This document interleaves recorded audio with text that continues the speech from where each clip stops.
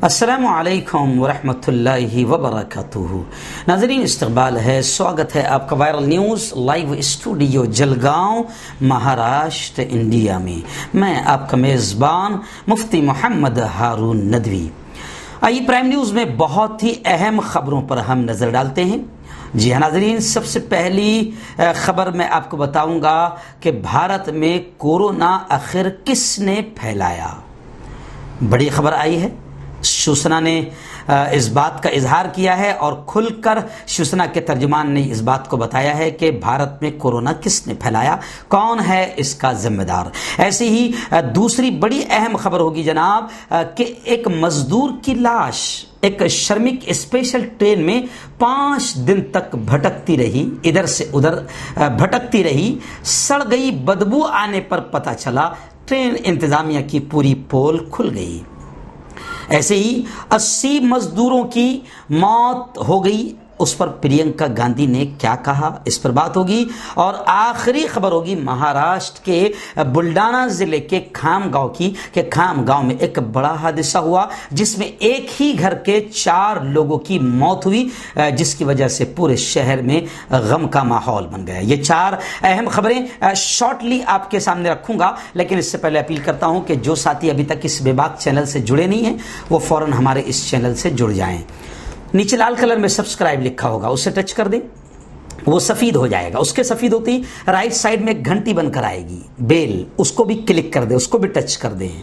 उसके टच करते ही 3 ऑप्शन आएंगे। उसमें पहला ऑप्शन रहेगा ऑल का, ALL ऑल का, उसको टच कर दे। ये 3 काम करने से ये होगा कि हमारी हर खबर, हर वीडियो आपको फौरन मिल जाया करेगी। और हाँ नाजरीन, आपको मालूम है कि हम वो दिखाते हैं जो दल्लाल और गोदी मीडिया नहीं दिखाती है, और हम कौम की, समाज की, दबे कुचलों की, SC ST OBC NT दलित और मुसलमानों की आवाज़ हम बुलंद करते हैं और हुकूमत की निगाहों में निगाहें डालकर बेबाकी से बात करते हैं, आपकी आवाज़ को पहुँचाते हैं। और अगर आप चाहते हैं कि ऐसे बेबाक चैनल बाकी रहे, चलते रहे, तरक्की करें, तो ये कोई सरकारी चैनल नहीं है। चैनल चलाने में बहुत खर्च आता है। इसलिए हम आपसे अपील करते हैं कि अल्लाह ने आपको जो भी ताकत दी है, 500 रुपये महीना, 1000 रुपये महीना, 2000 रुपये महीना, 100 रुपये महीना, जो भी अल्लाह ने आपको ताकत दी है, स्क्रीन पर आप देखिए हमारे चैनल का बैंक अकाउंट नंबर भी आता है, गूगल पे, फोन पे और पेटीएम नंबर भी आता है। बैंक के थ्रू या ऑनलाइन जिस तरह भी हो सकता है, आप हमारे चैनल की माली मदद, फाइनेंशियल हेल्प जरूर करें। जी नाज़रीन, प्राइम न्यूज़ में सबसे बड़ी और पहली न्यूज़ जो मैं आपको बताने जा रहा हूं, और इस चीज़ का इजहार मैंने 1 महीना पहले कह दिया था और कर दिया था कि आखिर भारत में कोरोना को फैलाने का जिम्मेदार कौन।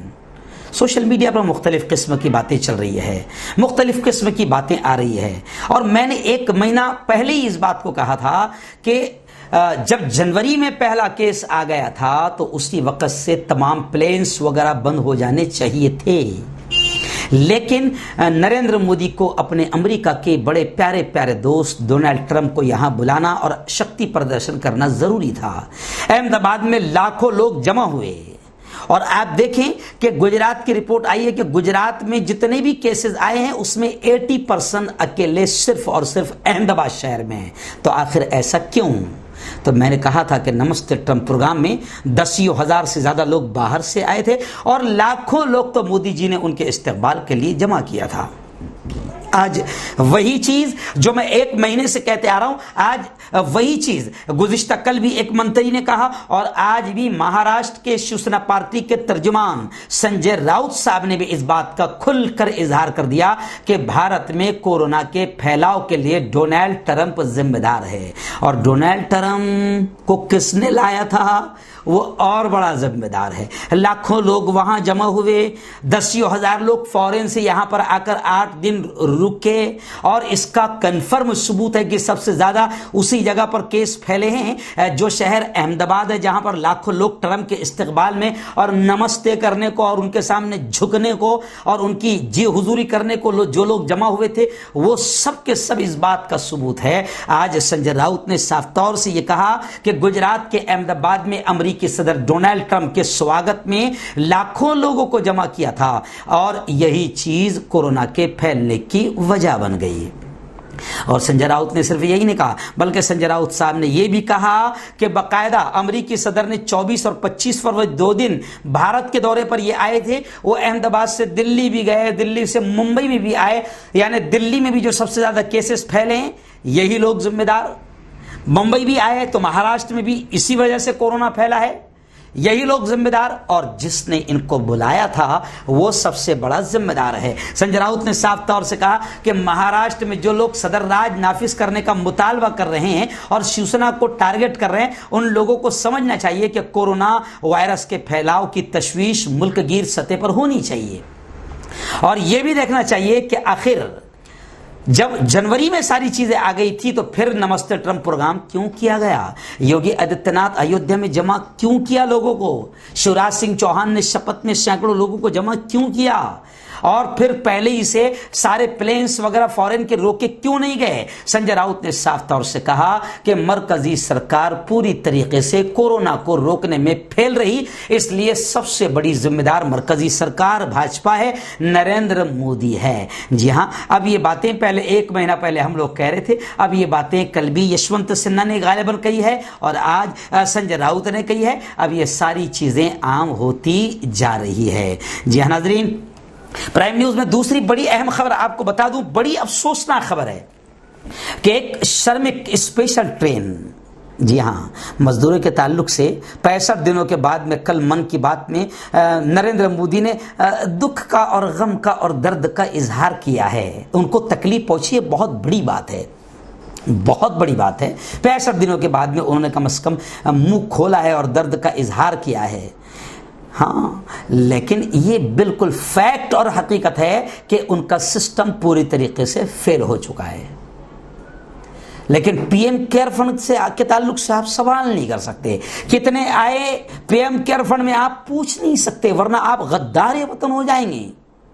जी हां, कोई सवाल नहीं कर सकता, और वो भी बताने के लिए जिम्मेदार नहीं है। अब आप देखिए कि एक श्रमिक स्पेशल ट्रेन में 5 दिनों तक एक मजदूर की लाश जो है भटकती रही और बदबू आने के बाद में उसको निकाला गया, जबकि दावे ये किए जा रहे थे, यहां पर रेलवे इंतजामिया भी पूरी तरीके से नाकाम नजर आ रही है कि दावे ये किए जा रहे थे कि हम ट्रेनों को सैनिटाइज कर रहे हैं, तो क्या 5 दिन तक के इस मजदूर की लाश नहीं मिली? जबकि लोग ये भी कह रहे हैं कि उसके आगे न शेख लगा था, न खान लगा था, न कोई एसटी नजर आ रहा था, उसके आगे शर्मा लगा हुआ था। मगर मोहनलाल शर्मा गोरखपुर का टिकट लेकर झांसी से गाड़ी नंबर 041168 में सवार हुआ और ये ट्रेन गोरखपुर नहीं पहुंची, बल्कि ये ट्रेन कहीं और चली गई। मैंने कल कहा था ना कि मोदी जी के जमाने में वो चीजें हो रही है जिसका आप तसव्वुर भी नहीं कर सकते, ऐसा विकास हो रहा है। और ट्रेन भी इतनी आत्मनिर्भर बन गई है कि अपनी मर्जी से, क्योंकि मोदी जी कह रहे हैं कि वो नहीं संभाल सकते हैं, हुकूमत नहीं संभाल सकती है, मोदी जी कह रहे हैं कि आपको अपने पैरों पर खड़ा होना होगा, आपको आत्मनिर्भर बनना होगा। और अमित शाह, बल भक्तों का हाल तो यह है जनाब कि हर चीज को वो अच्छे में बयान करते हैं, तो कह रहे हैं कि मोदी जी ने आत्मनिर्भर बनना सिखा दिया है, मुल्क का हर व्यक्ति आज आत्मनिर्भर बन गया है। तो फिर तुम क्या कर रहे हो? तुम क्या घंटे बजाने के लिए आए हो? तुम्हारी हुकूमत क्या घंटे बजाने के लिए आई है? लोग कमेंट कर रहे हैं, अमित शाह जी, मोदी जी, कि आपको क्या घंटे दे दिए जाए बजाने के लिए? हम आत्मनिर्भर हो जाएंगे और हर व्यक्ति अपने आप जीना सीख लेगा। खैर, आपकी आत्मनिर्भरता ट्रेन पर भी इतनी असर कर गई कि ट्रेन भी अब अपनी मर्जी से चल रही है। अगर उसे जाना है लखनऊ तो पहुंच जा रही है कोलकाता या पहुंच जा रही है उड़ीसा। तो ये मोहनलाल की लाश 5 दिनों तक भटकती रही ट्रेन में। जी हाँ, वाकया कुछ इस तरीके से है कि मोहनलाल शर्मा के फूफा कन्हैया लाल ने बताया कि 23 मई को उसकी बीवी से बात हुई थी, तब उसने बताया था कि वो आज घर आ जाएगा। उसके बाद उसका फोन रिसीव नहीं हुआ। पुलिस को मोहनलाल के पास से उसका फोन भी मिला। ट्रेन बरौनी से 27 मई को लौट कर आई। जी हाँ, जाना था उसे कहाँ? गोरखपुर। पहुंच गई बरौनी और बरौनी से फिर वो 27 मई को लौट आई और फिर तब मोहनलाल की लाश से सड़ने की बदबू से मुलाजिमीन की नींद खुली और मोहनलाल के फूफा कन्हैया ने बताया कि मौत सिर्फ उनके भतीजे की नहीं बल्कि ये पूरी इंसानियत की मौत हुई है। तो जनाब ये हाल हो रहे हैं, यह हाल हो चुका है भारत का। और मैं समझता हूं कि ये इतना जबरदस्त विकास भारत का 70 सालों में, कांग्रेस को शर्म आनी चाहिए इतना बुरा हाल बनाने में वो पीछे रही। ये देखिए मोदी जी ने 6 साल में बना दिया, भाजपा ने 6 साल में बना दिया। मजदूर मर रहे हैं, सड़ रहे हैं, ट्रेनें रास्ता भूल रही है, जी हां, नौकरियां पूरी खत्म हो गई है। तो ये सारी चीजें देखकर अब खबर ये भी आई है कि बकायदा ट्रेनों में 80 मजदूरों की मौत हुई है।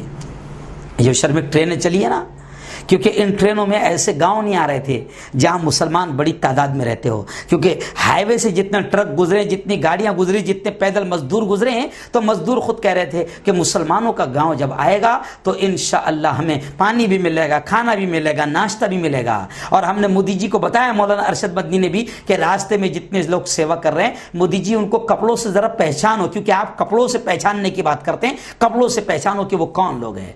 तो मुसलमान बड़ी तादाद में खिदमत करते हुए नजर आए। लेकिन स्पेशल ट्रेनों में जो हाल हुआ है कि मजदूरों को 5-5 दिन तक के ट्रेनें रास्ता भटकती रही, अपनी मर्जी से चलती रही, ना उनको खाना मिला, ना पानी मिला। 80 मजदूरों की मौत हुई है, जिससे गमजदा होकर प्रियंका गांधी ने बाकायदा वजारत रेल पर हमला किया और जिम्मेदार ठहराया।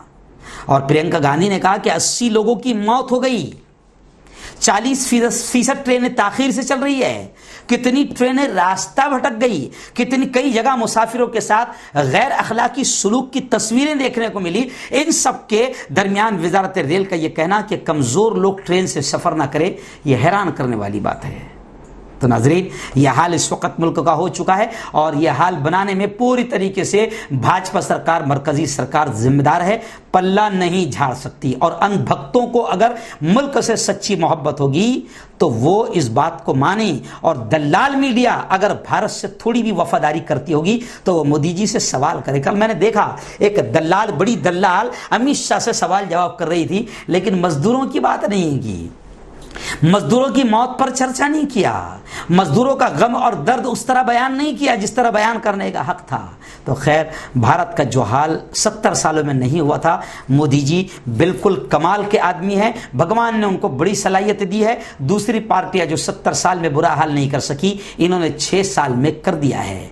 और अब लोग सोशल मीडिया पर कमेंट कर रहे हैं कि मोदी जी, मुल्क का विकास एक ही शक्ल में हो सकता है कि आप इस्तीफा दे दे, आप राजीनामा दे दे, तभी मुल्क तरक्की कर सकता है। और मोदी जी, आप मुझसे भाजपाई हो और अनभक्त हो, मुझे मत गालियां देना।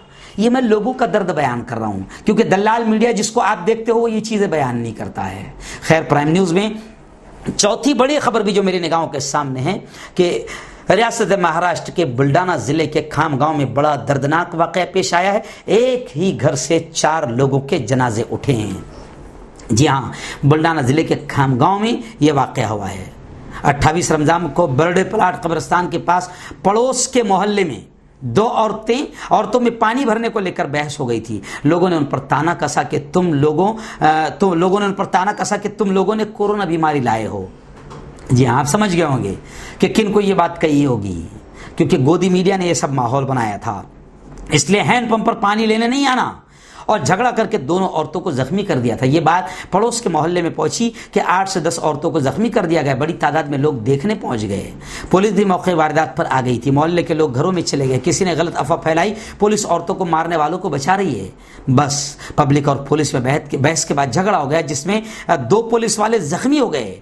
उसके बाद पुलिस ने लोगों को दौड़ा दौड़ा कर पीटा। पुलिस को इतने गुस्से में लोगों ने कभी नहीं देखा। कई लोगों की गिरफ्तारी भी हुई और पुलिस रोजाना सूरज डूबने के जैसा इंतजार कर रही है कि लोग डर के मारे कब्रिस्तान में, जंगल में सोने जा रहे थे। इस बीच जुमा के रोज जाकिर भूरू पटेल के घर से जुमा की रात में बचाओ बचाओ की आवाजें सुनाई दी।